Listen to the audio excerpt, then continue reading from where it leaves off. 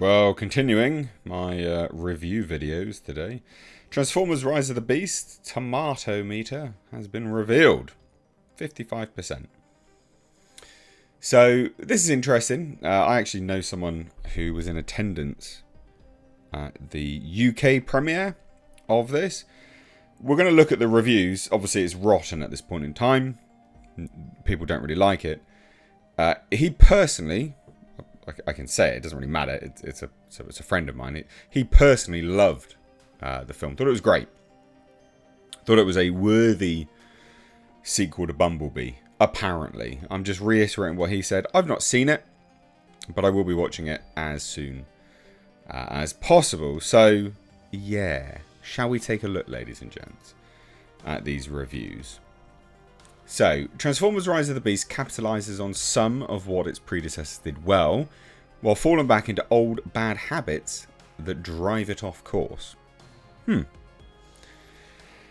another dumb, loud, exhausting and pointless sequel in a franchise that has run out of steam.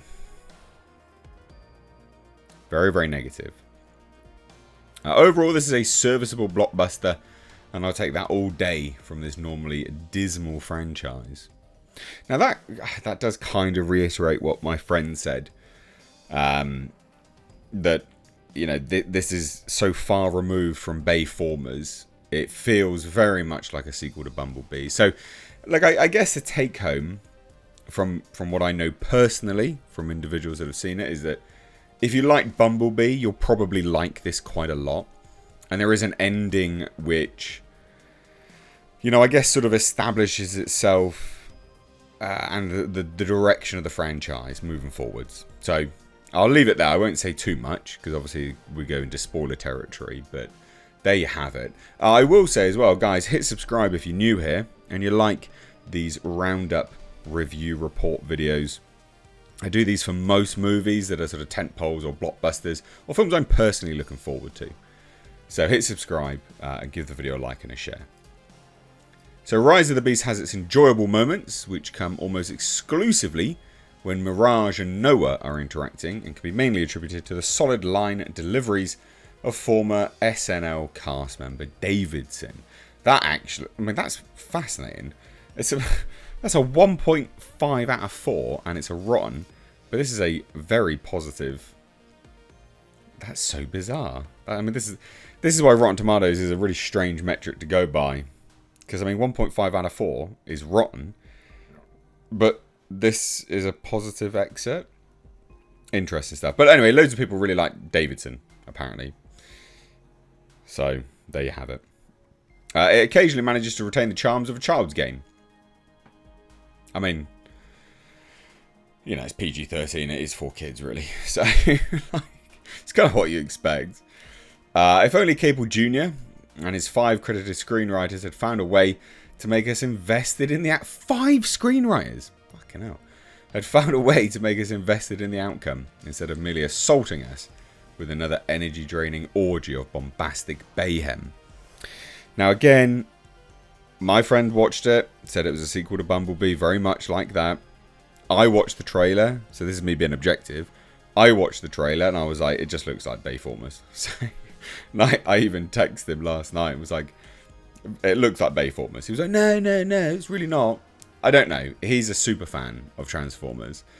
So, at the end of the day, take all of that with a pinch of salt. If you're a super fan, maybe you'll be of the same opinion. Unable to rise above its internal conflict, it's a film that's both dull and disposable. I think they're all kind of disposable, though, aren't they, really? Though it sets up the opportunity for more interconnected franchise filmmaking. This is a beast that needs to be put down. Oof, brutal. This is the Transformers movie we deserved eons ago. There you go. It's the noisy, nonsensical insistence that submission to sensory overload should outrank any other storytelling consideration. C- doesn't sound that bad, though, does it? Really? That's what I mean. Rotten Tomatoes scores just fucking doesn't make any sense. Look, maybe we should be anxious. ChatGPT clearly could have written a better movie. Ugh, super bad. Looking for narrative coherence in a Transformers movie is like trying to analyse a fireworks display. And this is why I take some of these negative reviews with a pinch of salt. Because I think if you... Again, I don't like I like the first Transformers movie, okay? And I like elements of the others. And then they just descended into total shite.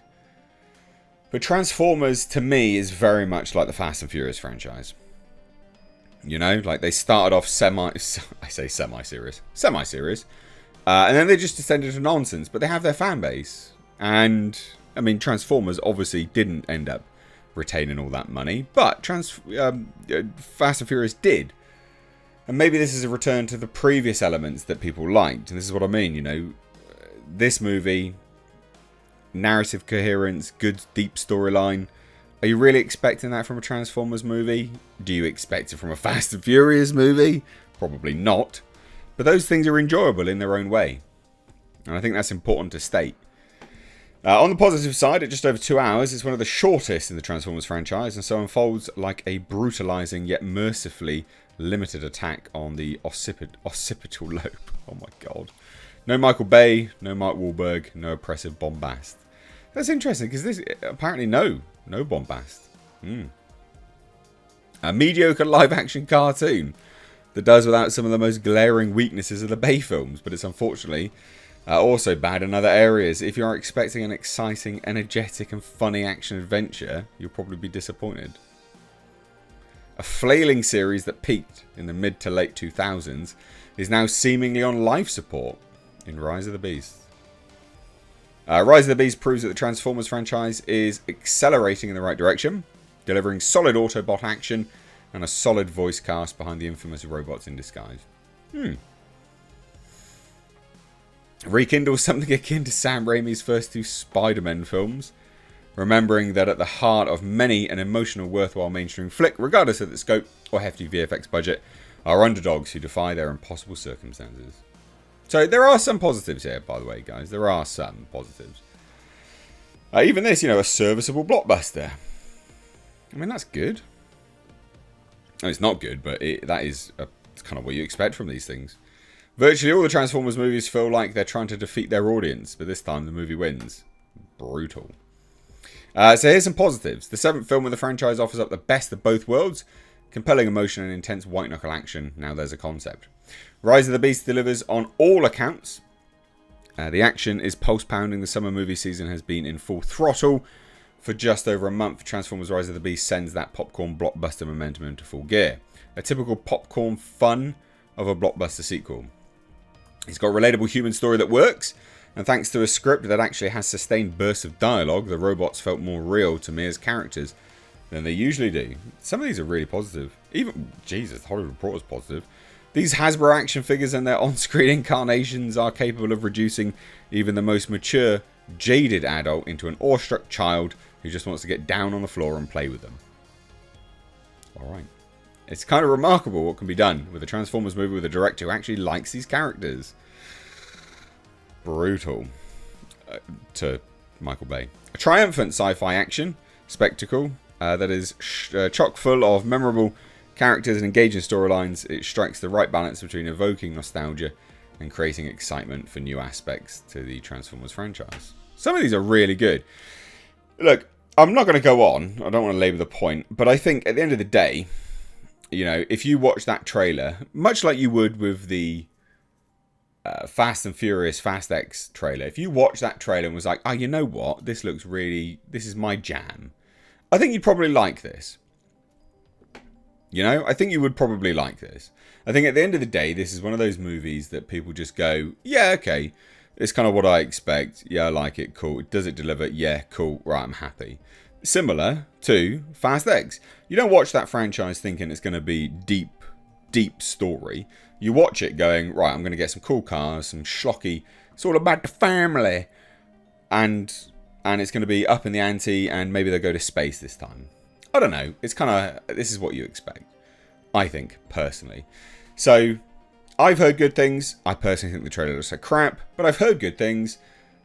So take from that what you will. I think ultimately, those that watch the trailer, like I said, and goes, yeah, this looks cool, you'll probably love this. So anyway, let me know your thoughts down below. Cheers, guys. Take care.